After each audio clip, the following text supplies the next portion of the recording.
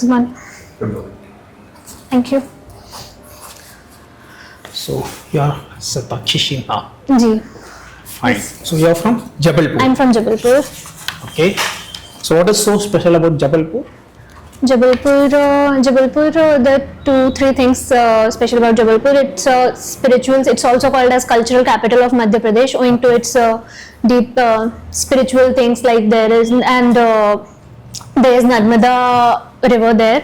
So it's a lot of cultural importance and historic significance. Tripuri session was held there, and yes, and natural things. Dumna Nature Reserve is there. It's nearby to Bandhavgarh National Park and Kanha National Park. So 2 things I think these are most important about the culture and the nature. That's all. Anything else? That's so how many ordnance factories are there in Jabalpur? Are you aware of that? Yes, and there are 2 ordnance factories. So they are not special thing about Jabalpur?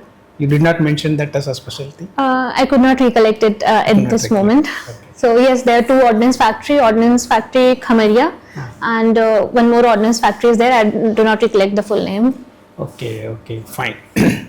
So you did your schooling in Nachiketa Higher Secondary School, yes. Right? So do you know there is one singer by name Nachiketa? Singer? Are you aware of? No, I'm not aware. You're not aware. Okay. So what is the most hot current affair in world politics as of now, as of today? The Gaza ceasefire, the deal which was brokered between Hamas and Israel right now. So how this Gaza ceasefire has happened? Has it happened because of this changeover of presidency, or like a new presidency is coming, and like how this has happened? Is this linked to this new presidency of USA? Yes, that is definitely one of the factors, because the President Trump coming to power, and there are other factors as well, like Hamas is the Assad regime which fell in Syria. So the Hezbollah link from Syria has been broken. So support to the militant groups has been broken. So they are now keen on getting on to the negotiating tables. Okay. So that is also a factor, and the President Trump factor. What does India stand with respect to this ceasefire?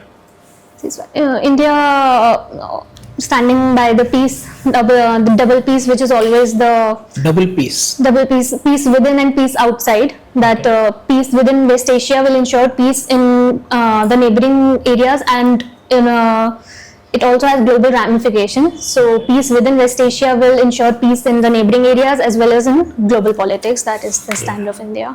So you did triple major in sociology, political science and economics, and your optional is sociology. Sociology, yes. So what is the sociological perspective of war? Sociological perspective of war. There are 2. One is power dynamics. Okay. So the major powers which are more powerful, they try to assert more power, and the rising powers, they it's like a zero-sum game where you have to assert powers from other to increase yours. So this is one perspective. The other sociological societal perspective is the mass killings that happen, genocide, the issues women have to face, the persecution, the humanitarian crisis. So you mean feminist perspective? Feminist perspective, yes, feminist perspective and power perspective, zero-sum game. Okay. So, anyone feminist theorist of international politics, you know? Yes. Anyone feminist theorist of international politics? Sir, I cannot recollect right Untickner? now. Yes. Untickner. Have you heard of Untickner? No, I'll read about it for sure.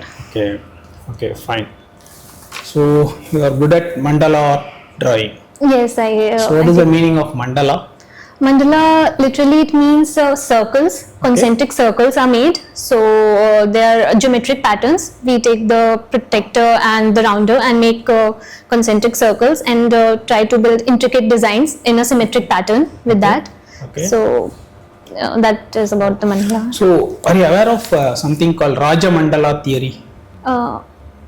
I'm aware about mandala theory of Chanakya. Is that what you're referring? Okay. Yes, it's a theory about international relation where the core is the country itself and the other concentric circles are the neighbors. The next the core is the country, The next concentric circle is the enemy country. The neighbors are always in contest with each other due to the power dynamics. The other concentric circle is enemy's enemy, so that is our friend. So then next, so it's about concentric circle. First is ourselves, then there is enemy, then there is enemy's So enemy. how can we apply this mandala theory to India's South Asia policy? Like, Yes, definitely we see a reflection of that here, because our neighbors like Pakistan and China, which are in the next concentric circle to ourselves, we are in contest with them in borders, in marine borders, territorial borders, and the countries next to them, we try to ally with them because they are our enemies, like Afghanistan,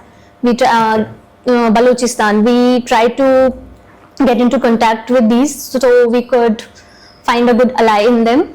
And the Southeast Asian countries which border China are the part of those concentric circles. We try to form alliances with them so we could counter China there. okay, so you're good at oratory thing, right? Yes. So can you give an extemporic speech on cinema as a tool for diplomacy? On Cinema as a tool for diplomacy. cinema as a tool for diplomacy. Extemporic within 1.5 minutes. Okay. Cinema is a part of soft power diplomacy, which is a very effective way, other than hard power, which is a very effective and beautiful way to spread our culture. So, like we know that Shah Rukh Khan is the brand ambassador of Dubai. So it creates a good image of India, and we can export our culture, we can export our history. Like Lapata Ladies, recently it showed how the charm and beauty of the tier 2 and tier 3 cities, it was showcased at various international film festivals. So it showed a very good perspective of India. Then the song Natu Natu, which won the Oscar award. So exporting Indian music. So it's a soft power. It's a soft thing. power. The countries get to know about India. They start the recent trend on social media like reels. So African countries and other countries in South Asia and Americas, they start making reels on them. So it is a very transmission of Indian culture with a soft orientation. Okay, so you are from Prayagraj. My father was father born in belongs to Prayagraj. Prayagraj. I was born and brought up in Jabalpur. Jabalpur. Yes. Okay, okay, fine. So how many prime ministers have come from Prayagraj so far? Sir, I am not aware. Can you name at least 1 or 2? Now, Prayagraj is very much known for that, right? So I cannot recollect. I'm sorry. Okay, okay, fine. You are from an economics background. You studied economics in Yes. your 12th, as well as you had done BBA with economics as one of your subjects. Yes, sir. So, if you talk about Indian economy and the GDP per se, which is that sector now which is contributing highest to the GVA, the gross value added? Okay. That is my first question. Okay. And second part to that is that that particular sector which is contributing highest to the gross value added, what is that differentiating factor basis which that has been adding most to our GVA or the GDP? Okay. So second question, can you please repeat once? You can answer in parts. So my first question is, which is that sector which is Okay. adding or contributing most in my gross value added in terms Okay. of Indian economy? Okay. That is my first question. Okay, Can you so just answer that it's service sector which is Okay. contributing the most to the gross value added as of now, question? Okay. and from a long time it has been the major contributor So to it has the surpassed which sector in the last decade, if I may ask? agriculture sector. Agriculture sector. Yes, sir. And what has been this differentiating factor that how could this sector surpass the agriculture sector over the decades?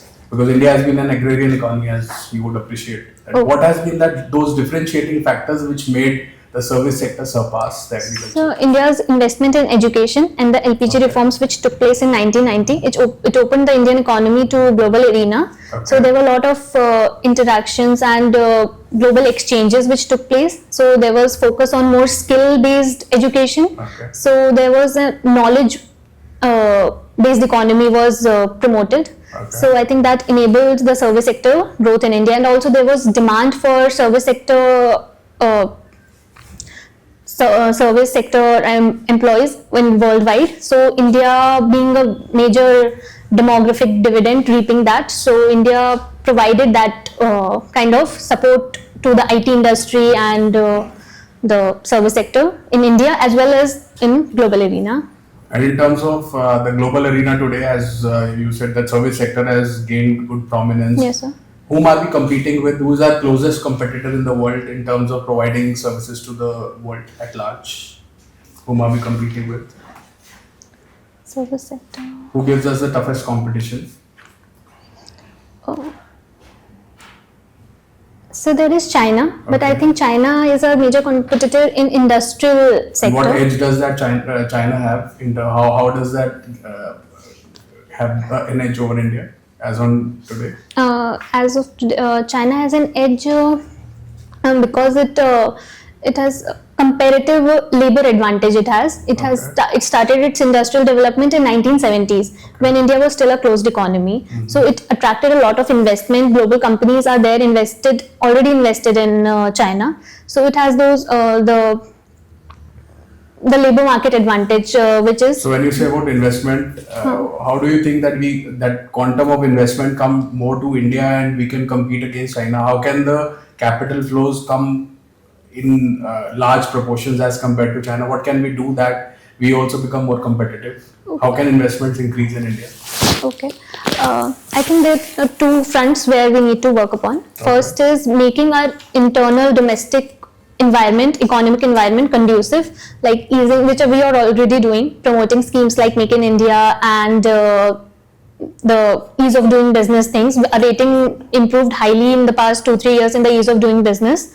And second, what we can do is friendshoring, which is a concept we can engage in the minilaterals, which are emerging right now. We can collaborate. Minilaterals, what do you mean by Minilaterals, engaging with like-minded countries into a group, like Quad is a minilateral. Okay. So economic minilaterals we can engage in, like IPEF led by US, we joined it. Like RCEP we did not join because of China factor. So we can engage in other like-minded countries to further our economic interest and attract investment from other countries. Like I read in today's newspaper that we are engaging with EU to conclude the FTA, and it may conclude this year. So it will open a great market of opportunities for India this year, the conclusion of this deal. So, again, coming from economics only. Yes, sir. How do you see infrastructure as a driver of economics, number one? And what all key developments has happened in the sector in last, a decade or so in the sector? Okay. So infrastructure, it creates the back end and for the backward and forward linkages. It provides logistic support for the movement of goods as well as production of goods. It is involved in every cycle of production, consumption, and from production to consumption, and in between the transportation and other logistics. So infrastructure plays a major role. So in the second question, that what we have done, India introduced, the scheme was introduced, National Infrastructure Pipeline, along with National Monetization Pipeline. We are releasing assets which are not working very much and deploying those investments from there to increase the infrastructure in the country. Infrastructure creates a base for industrial development, agricultural development, as well as service sector development. When we talk about infrastructure, right now, digital public infrastructure, that is also one of the major focus areas which has also enabled agriculture, industrial, as well as service sector. For example, digital public infrastructure, AgriStack for agriculture, eNAM for agriculture. So I think all in all kinds of infrastructure, whether it is social, digital, or physical, plays a very important role in fueling economic growth and development in the country. Coming to that physical part, is there any correlation between an X amount of investment in infra results in Y amount of benefit in the GDP? Any correlation exists? Yes, so there is an equation I studied about. I cannot recollect that exact mathematical equation, but there is a GDP multiplier or something of that sort. I cannot recollect exactly, but I have read about this and I will further read about this too. What is your understanding of PPP model that came up? around maybe 10 years back. Okay. Public. It says public-private in a partnership. It emerged due to the benefits that public and the private sector could accrue due to owing to their capacities, because both of them have certain strengths and certain weaknesses. So by collaborating both of these, they could overcome their weaknesses and build upon their strengths for a suitable investment program, which will again propel the infrastructure development and further fueling the economic development in the country. So private sector has the benefit of cost competitiveness, and the public sector has the benefit of last mile service delivery. When we combine these two, it results in last mile delivery as well as cost competitiveness, ensuring economic development. Can you just name a few PPP success stories? Can you just throw light on some which comes to your this thing which would have caught your attention during your education or while you would be preparing? Okay. How does PPP benefit you as a civilian? Okay. So So you when come you- from which place? Jabalpur, right? Yes. So Madhya Pradesh is one example wherein the railway station development. Yes, Bhopal railway station development took place under the PPP model, and it has led to good infrastructure. Small things are there, like the cost of water bottles is very high normally, but they deployed a water vending machine where you could take your bottle and get that bottle filled for 1 rupee, and there is cold drinks, you could get your bottle filled with cold drink for 2 rupees. So this is the cost benefit, and people could get quality water supply. So this is what I saw at Bhopal railway station. So I think it was due to the partnership, the PPP partnership, where they could use innovative solutions for the basic problems which people face in day-to-day lives. One more from the current affairs segment. What is your understanding of whatever the Hindenburg and Adani and all those things happened? Sir, I could not follow that news during that time. There was mains, so I was involved. I could not follow that news properly, so I'm not much aware of the facts and intricacies involved in this topic. So I'll read about it.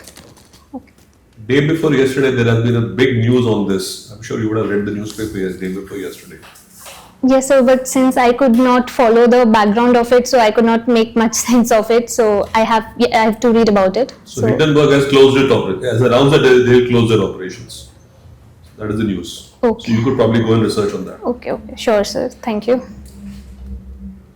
Yes, please.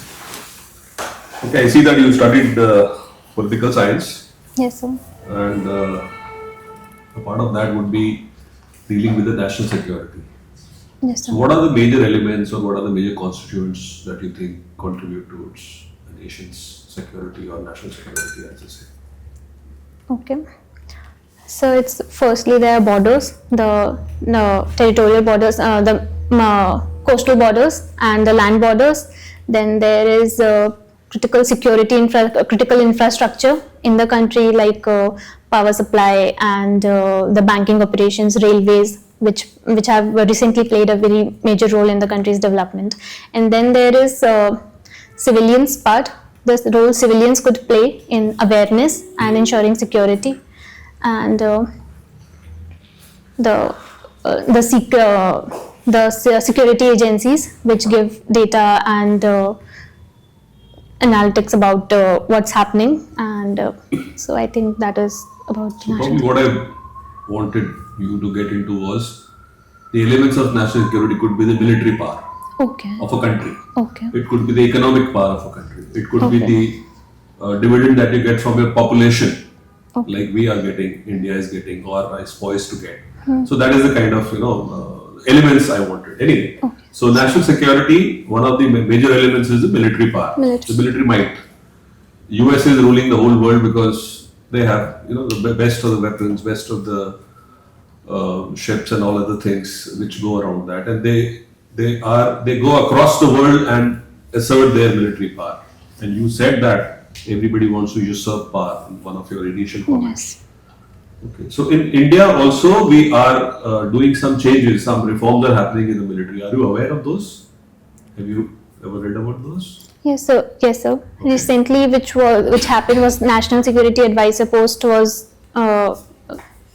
created, and then there is a Unified Service Command, which we are thinking. We are exploring the idea. Yes. There are issues which needs to be resolved. So that, and national security strategy, which India is working upon, that we need an explicit national security strategy, clearly wording our priorities and the threats that we face as a country, and what plan we need to work upon to achieve those goals and objectives. So the unification of the services, or the Yes, sir. unified command that you're talking about, how do you think it will help India? What would be the what are the advantages that we'll achieve out of this whole process? So we can, it will enable a comprehensive power, and decisions would be taken like in a unified manner, which right now might be certain disconnected or in silos. It could be unified, and the decisions could be quick, and our security infrastructure and architecture could be enhanced with that. So basically, as of now, we have Army, Navy, Air Force, Yes. and Space. These are the 4 places where you will find in the future, militarily. Otherwise, there are other things also. And now we're trying to create a unified structure where Army, Navy, Air Force, they all come under the same commander.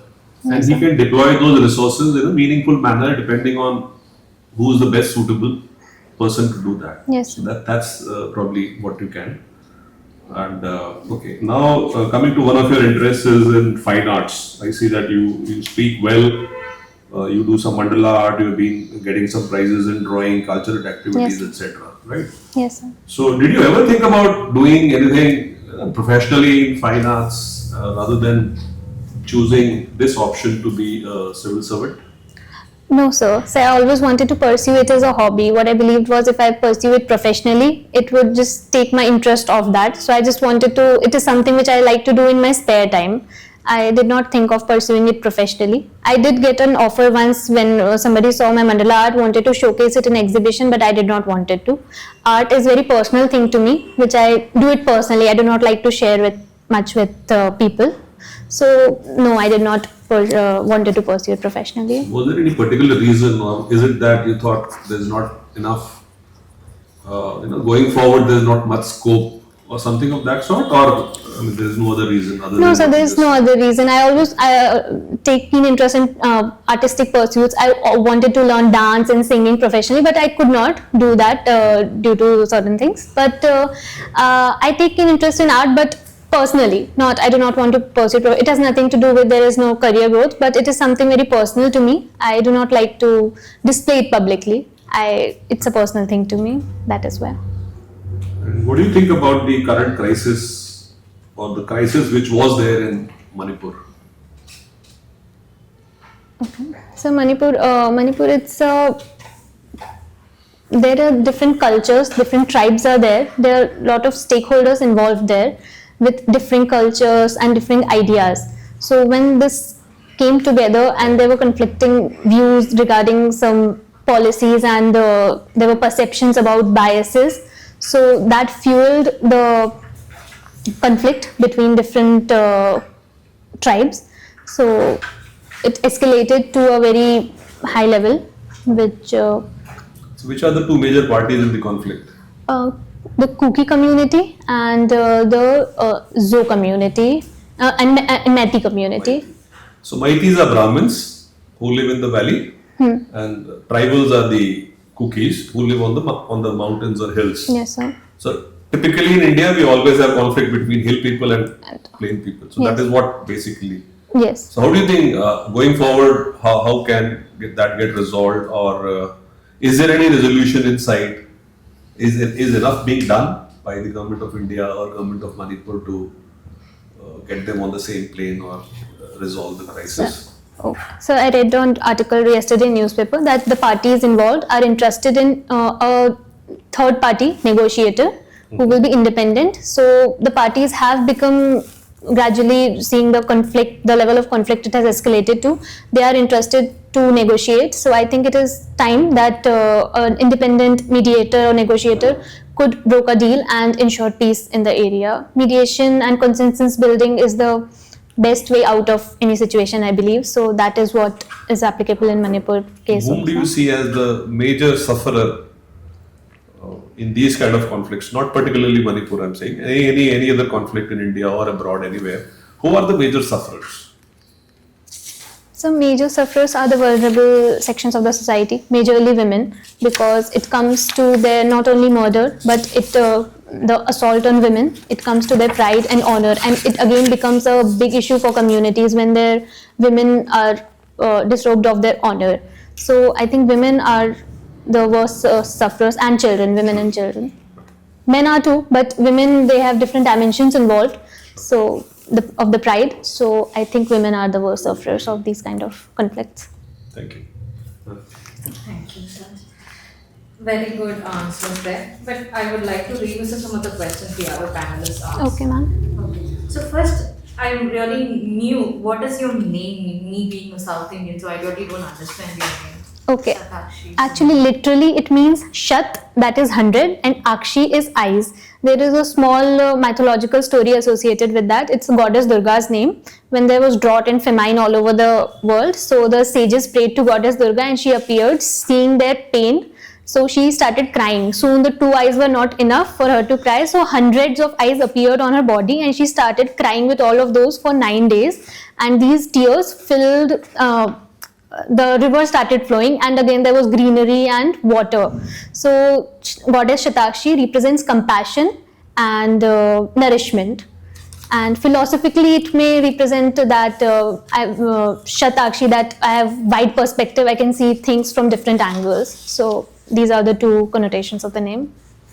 Okay, so this might sound like a very routine question, but curious. How do you think, like, tell me which service do you think you associate yourself more closely? You ranked the services. Yes, ma'am. Which service do you think can bring out the meaning of your name? Like which service can you think you really can do justice to? Indian Administrative Service. Why? Ma'am, because firstly, I'm representing my name, I'm a compassionate person, and secondly, I like to talk to people, interacting with people.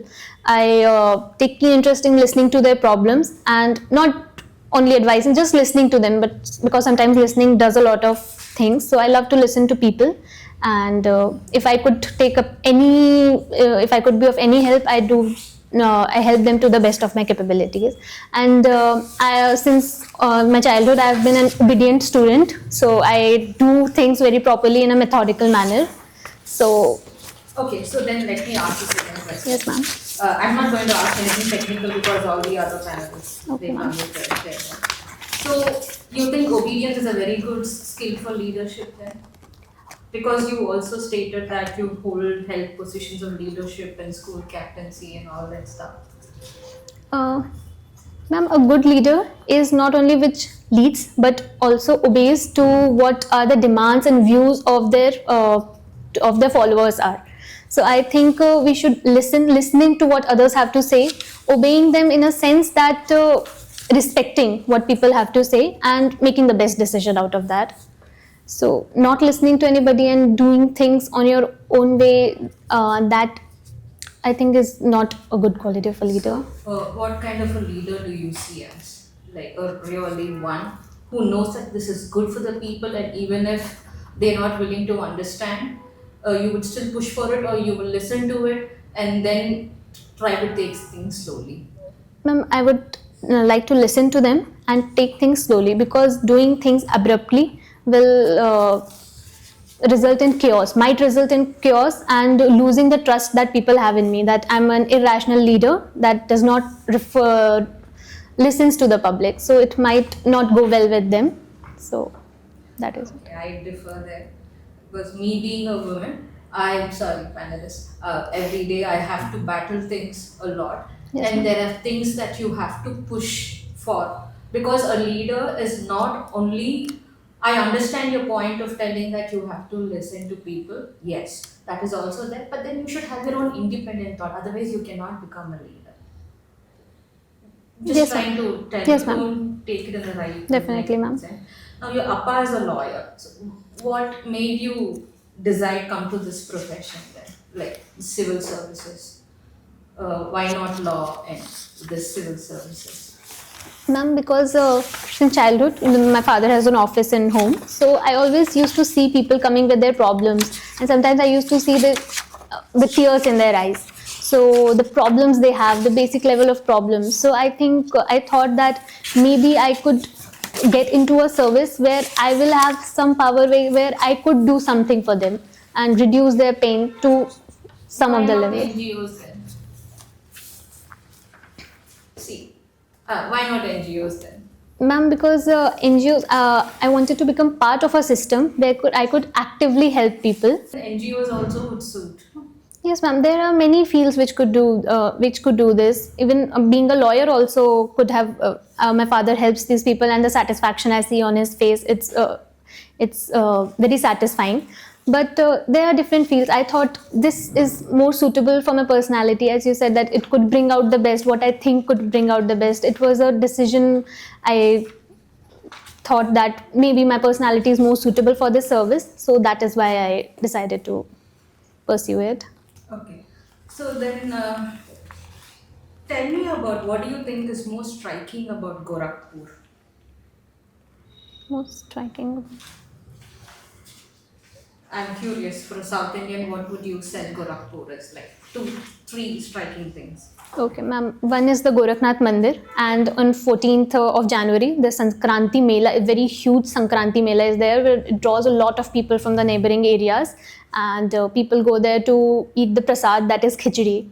On the Makar Sankranti is called khichdi there. So Gorakhnath Mandir is famous, and one thing is there, Gorakhnath Mandir construction never stops there. Every time there is something happening, some repairing, something is happening over there all the time. So it's it's a saying that if construction will stop, the mandir will fall. It's a belief among people, so the construction never stops there. And then there is Tara Mandal. There is a planetarium there, and a big lake is there around which just apartments and recreational centers are being made. Okay, so there's just 2 more questions and then I'll Yes, wrap ma'am. up. So you stated here that you won scholarship and all that for 7th rank. So what do you think about government giving scholarships? Do you think scholarships are essential, or what is your view on that? Considering the large population that we have, do you think it's feasible? What do you think about that? Because sociology and all this, so Yes, what do you yes, think ma'am. is the role of scholarships there? Ma'am, the scholarships, when they are targeted, they create a ripple effect of social empowerment. Like the scholarship I got, it was for 25,000 rupees, and I got a laptop. It's a personal anecdote. I got a laptop from that. I still use that laptop. So it has helped me for online education, distance education, searching for things, enhancing my skills. So I think it helps people a lot when it helps to build social capital, and people build skills. India is a welfare state, so adhering to that goal, I think scholarships, when targeted and rationalized, can bring about a good change in society. So, considering the large amount of scholarships that we have today, which do you think, which program of government do you think is most effective and which do you think is not so effective? Either be it your state or local or national. You can just suggest.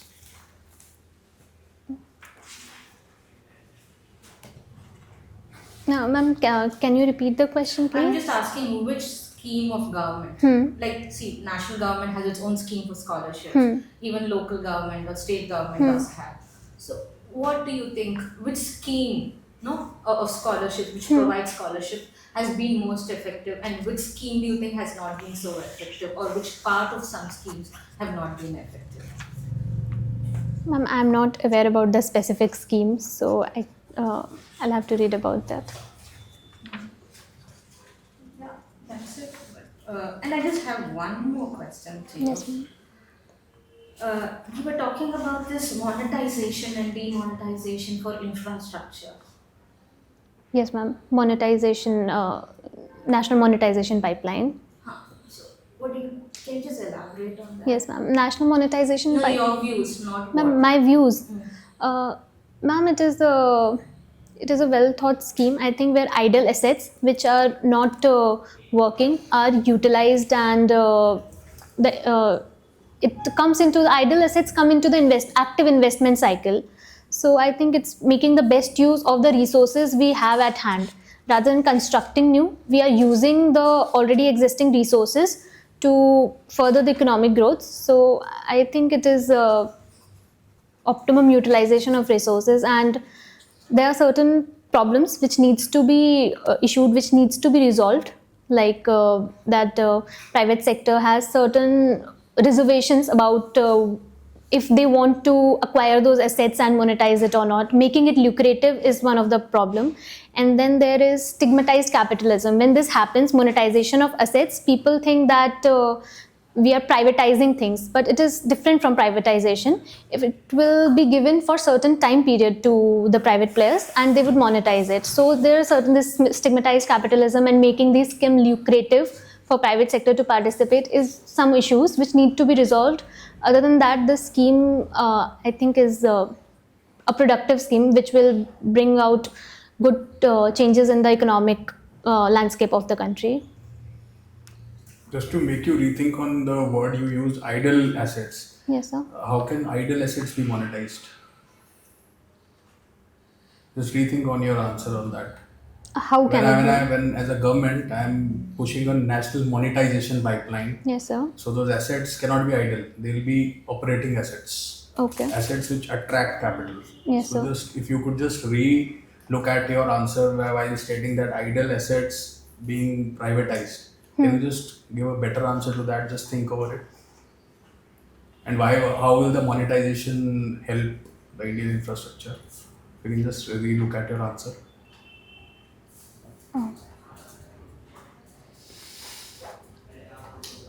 No, sir, I'm not able to do that right now. So basically these assets are all operating assets, mature assets, and they are very good investable assets. They are the ones which can easily attract private capital rather Okay, foreign capital. Okay. So they are not the idle assets. Okay, They are the most remunerative, most attractive assets which the government wants the foreign investment to come in so that their economic capital can be freed. That capital which gets freed can be reinvested to create new infrastructure. Okay. That is the idea of a national monetization fund. Okay, sir. Thank you, That sir. is why there's been criticism. Why are you Yeah.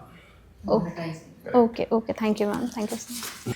Shatakshi, you have mentioned your mother's profession is housewife, Yes, sir. right? And annual income of your mother is 2 lakhs. Yes, sir. So, who is paying your mother for being housewife? Is she being paid for being housewife? No, How sir. this income 2 lakhs? No, sir. She takes.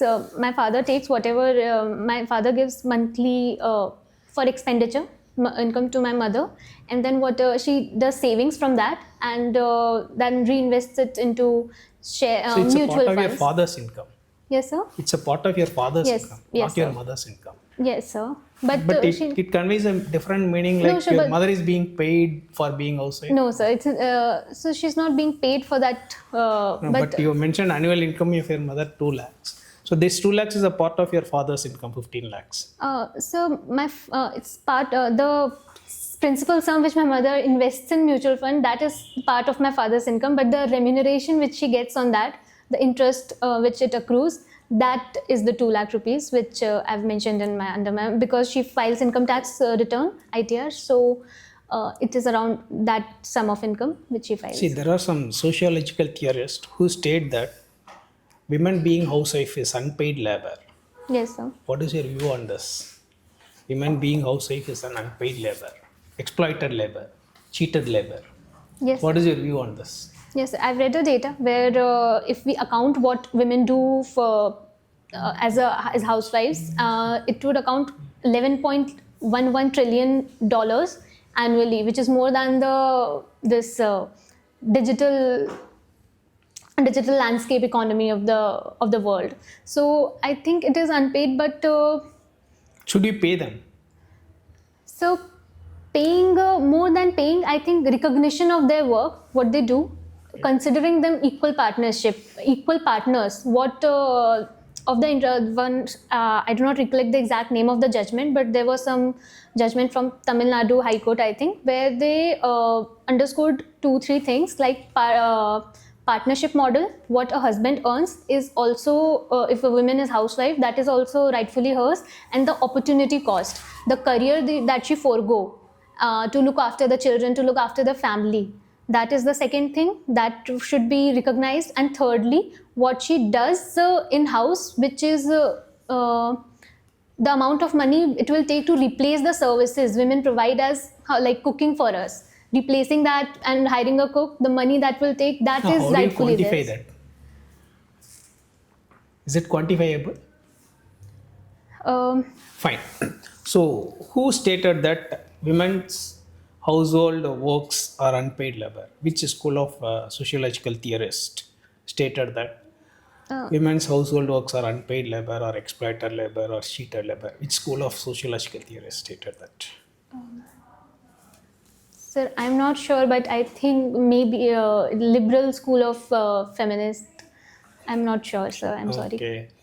So, women putting rangolis in the early mornings. Yes, sir. So, is it not a patriarchal notion? Why not men do that? Have you ever thought of it? So, in your home, so who does that rangoli kind of things in the early morning?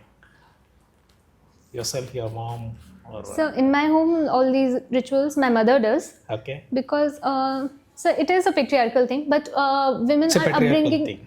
So patriarchal thing in a way that women have been socialized. Like my mother is a housewife. She has been since childhood. She had been socialized in a way that this is your duties. You do this. So that's why she does it.